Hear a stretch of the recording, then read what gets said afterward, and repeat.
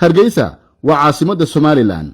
waa mid ka mid ah magaalooyinka ugu kobaca badan qaaradda Afrika waxay ku taalaa meel buuraley ah oo u dhexmara dooxa caanka ah ee Maroodi Jeex waana caasimad ay ku nool yihiin qiyaastii 1.5 milyan oo qof kobaca dhaqaalaha nabadgelyada iyo goobta ay ku taalo geography ahaan ayaa ka dhigtay mid soo jiidasho leh aflandanay Hargeysa حوالو هرايو guriga samo habone haradi cilmiga iyo hawa